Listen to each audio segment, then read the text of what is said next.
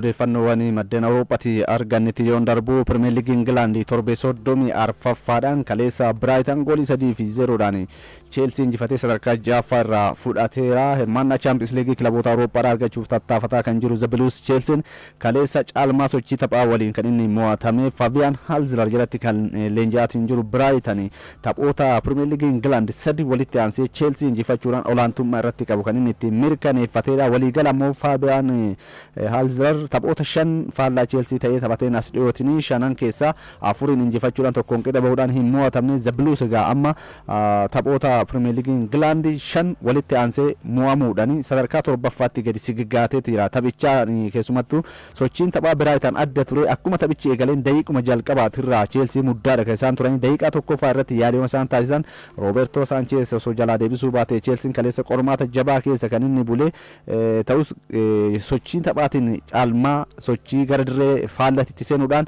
haalli isaan kubbaa waliif dabarsan keessumattuu dorgommii Awurooppaadha. Chaampiyoons Liigii Awurooppaa argachuudhaaf tattaafataa kan jiru Biraaytan fakkaata. Cheelsii caalaadha ragaa jiruun ammas Cheelsii caalaa Biraaytan sochii yookaan immoo carraan inni dorgommii Awurooppaadhaa mirkaneeffachuuf qabu olaanaa ta'uu isaati. Kanaanis egaa Feedi Kaadiyooguluun daqiiqaa 3ffaa irratti Jaaki Hinsaalwud daqiiqaa 56ffaa irratti Daanii Welbeek jijjiiramee seenuudhaan daqiiqaa 90 xumuramee daqiiqaa dabalataa 91ffaa irratti goolii injifannoodhaa Biraaytan kan isaan galchanii kubbaa harka 52.9 to'atee taphachaa kan ture Biraaytan kana keessa yeroo 15 kubbaa yaalanii 9 kallattii sirrii yoo eeggattu Cheelsiin Biraaytan irratti gadaantummaan kan ittiin mul'ate tapha kaleessaa kanaan qabxii 50 gaateera Biraaytan. Walumaa gala Cheelsiin kubbaa kallattii sirrii eegde tokkollee osoo yaaliin tapha dirreedhaa bahe ta'uudhaan riikardii gadi aanaa kan ittiin galmeessedha. Taphoota 5 darbaniin walitti aansee yoo mo'atamu Cheelsiin gooliin 11 itti galee goolii tokkollee galchuu hin dandeenye. Waliigalaan taphoota Pirimeer Liigii Ingilaand 12 darbaniin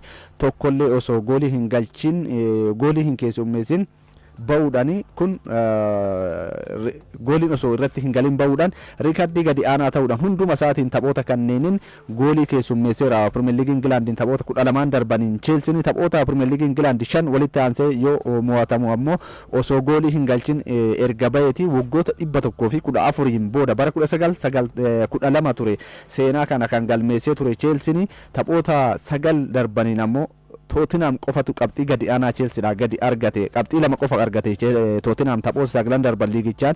Cheelsiin ammoo taphoota 9 darbaniin qabxii 5 qofa kan inni argate. Riikardiin isaanii waan hundumaan kan itti laafedha. Inumaayyuu tapha kaleessatiin Roobertoo Saanchees goolii dabalata akka irratti hin galle salphina isaan olcheera jechuun ni danda'ama. Yoo xinnaati Biraaytan tapha kaleessatiin goolii 6 fi sanaa ol Cheelsii irratti galchuudha danda'a ture. Roobertoo Saanchees dogongoroota hojjechaadha kan inni ture. Dogongorootaan ala ammoo kubbaawwan inni deebisaa ture adda kan ture. Waliigala yoo xinnaate yeroo 4 fi sanaa ol dogongora hojjechaatiin ture. Kubbaa yeroo dhiitu gara alaatti baasaa ture kallattiin taphattoota Cheelsiif kennuu hin dandeenye garuu yaaliiwwan miitoomaa dabalatee taphattoota Biraaytan jalaa inni deebisaa ture. Ammoo Cheelsiin goolii dabalataa akka hin keessummeessinee fi gahee olaanaadha kan inni ture.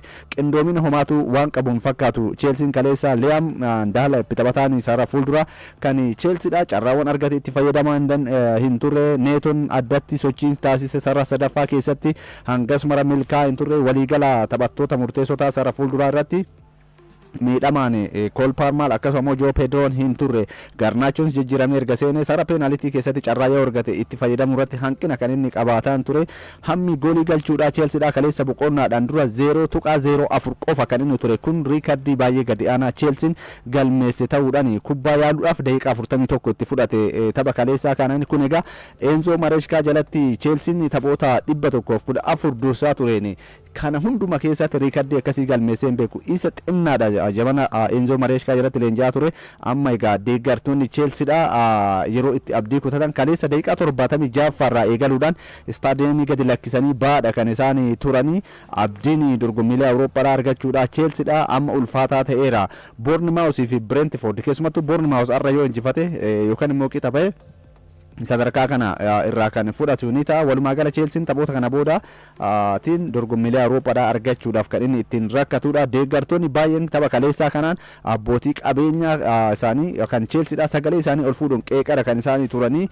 Keessumattuu abbootii qabeenyaa kan amma Cheelsii bulchaatiin turanii kan Todi Boyle dabalatee maatii Clerke warra jedhamanitti qeeqa isaanii kan isaan dhageessisaatiin turanii maqaa Roman Abramovich yaamadha kan isaan turan milkaa'insa Chelsea jalatti argate leellisaadha kan isaan tapha kaleessatiin dirreedhaa dhiisatiin ba'an taphicha booda leenjisaan Chelseadha Liam Rossiniori miira deeggartoota kana nan hubadha ga'umsi keenya baay'ee gadi aanaadha laafadha kan inni ture taphattoonni koo tapha kaleessaa kanaan baay'ee itti aareera jedheera kun waa'ee tooftaa taphaatii miti miira injifannoo dhabuu kaka'umsi jabinaa fi itti gaafatamummaa dhabuutu taphattoota kanarraa mul'ata taphattoota dirree keessa turan 11 keessaa taphataa 3 yookaan taphattoota 4 alatti hundi isaanii sochiin isaanii wantuma qabatama hin qabne gaarii hin turre jechuudhaan taphattoota isaa qeeqeera leenjisaan kun taphataan duraanii Chelseadha Chris Sutton ammoo gareen Chelsea kun kaleessa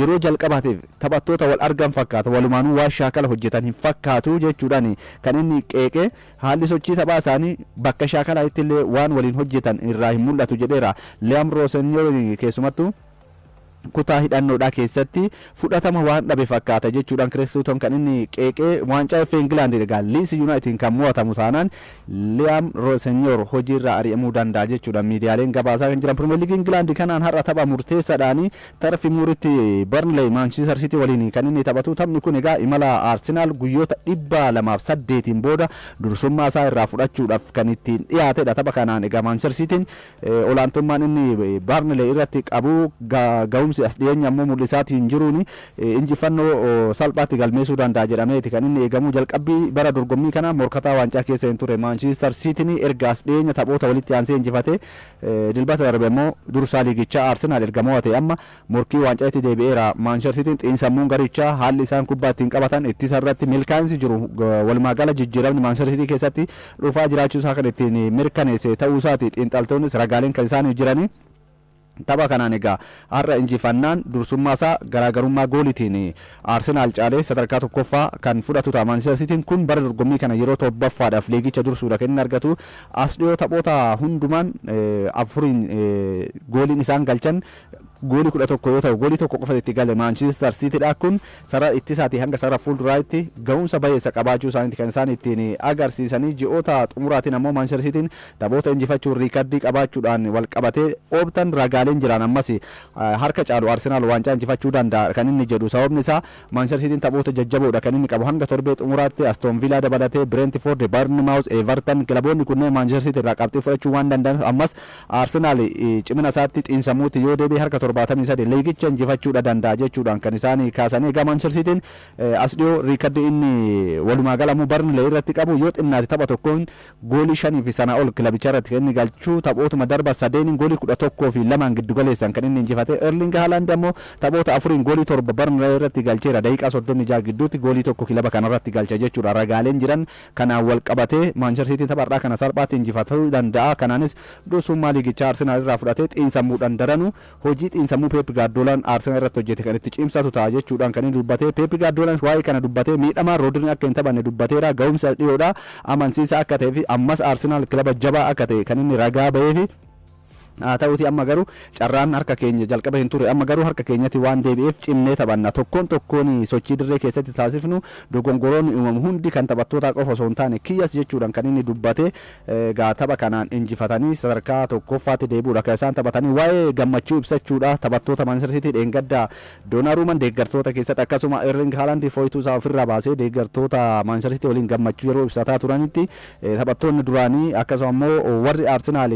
kan qeeqanii kan isaan ture Wayne Rooney akkasuma immoo taphattoonni duraanii hedduun Dani Murphy dabalatee gammachuu humnaa ol Manchester City taphattoonni deeggartoonni ibsatan jechuudhaan kan isaan dubbatan garuu Pep Guardiolaan kun injifannoo akkamii akka ta'e hubachuu qabu kilaba jabaa liigicha dursaatu hin jiru nan amana carraan Arsenal bara dorgommii kana liigicha injifachuu olaanaadha ammas harka isaaniitti jira inni kilaba jabaadha Arsenal tapha sanaan dhugumatti ragaan baaf isaan garee jabaa ta'uudha garuu tapha akkasii injifattee gammachuu hin ibsattu yoo ta'e miirri sun miira akkamii akka ta'e deeggartoota irraa hubachuu danda'ama. Isaan osoo deeggartoota Manchester City ta'anii miira sana keessa seenanii waa'ee kana dubbachuu hin danda'anii ammas taanan deeggartoonni keenya nu waliin ta'uudha qabu jechuudhaan kan inni dubbate. La Liga Spain odeeffannoo wal qabatanitti kaleessa torbee 32ffaadhaan Real Madrid goolii 2-1 Alaves mo'achuudhaan garaagarummaa Barcelona waliin qabu yeroodhaaf gara qabxii 6tti dhiphiseera. Bernabeutti kan taphate Real Madrid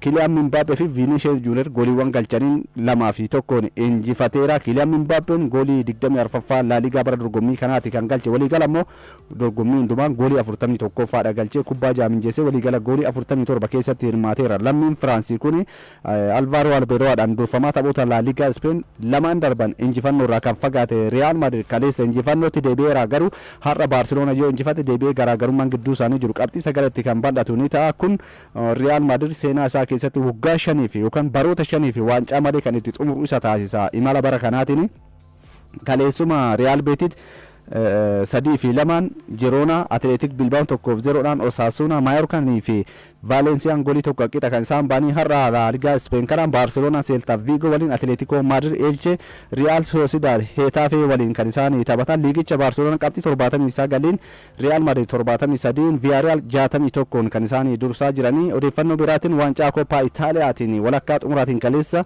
Inter Milan duubaa ka'uudhaan goolii 3-2 Como garee Fabregas'n leenjuu injifachuudhaan gara xumuraatti kan inni darbee keessumattuu Fabregas jalatti bara dorgommii kana liigichaanis ga'umsa baay'ee mul'isaa kan jiru. Comoon tapha kaleessatiin Martin Butraan fi akkasuma immoo Lucas Di Cunyan gooliiwwan galchaniin hanga daqiiqaa 69ffaatti goolii 2-0dhaan dursaadha kan inni ture. Ta'us garuu Inter Milan boodaa ka'uudhaan Hakan Calhanogluun daqiiqaa 69ffaa fi 86ffaa irratti goolii 2 yoo galchuu Peter Sosechi daqiiqaa 89ffaa irratti goolii 3ffaa galchuudhaan 3-2 injifachuun Inter Milan kan inni xumuraatiif darbe. Coppa di France ammoo Lons goolii 4-1 Toulouse yoo injifatu har'a Coppa Itaaliyaatiin Atalanta Lazio waliin Coppa di France ammoo Strasbourg Nice waliin yoo taphatu waancaa DFB Pokaaliin ammoo morkiin shaampiyoonii Jarmanii Bayern Munich fi Bayer Leverkusen kan inni eegamu.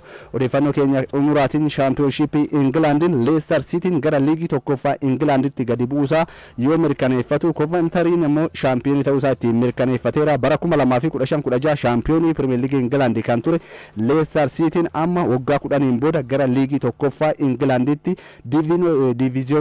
diviziyoona sadaffaatti gadi bu'eeti kan inni jiru.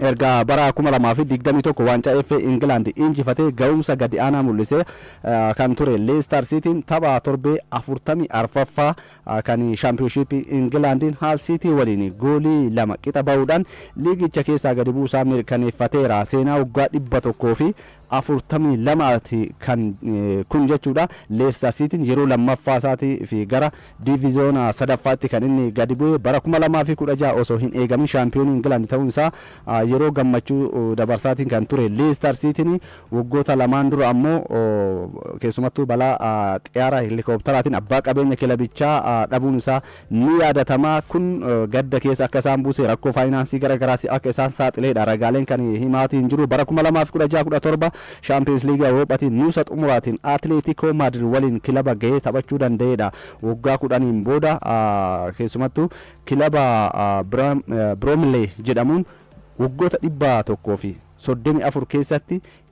kan yeroo 132 liigissa keessa hin turre kilabni kun seenaa kana keessatti amma kilaba kanaa waliin kan inni taphatu. Leicester Cityn taphattoonni akka Jordan Ayew, Oliver Scamne, Ricardo Pereira dabalatee taphattoonni ciccimoon Premier League England keessatti beekaman Paston Duncan faan amma Leicester City waliin diviziyoona sadaffaatti gadi bu'aniiti.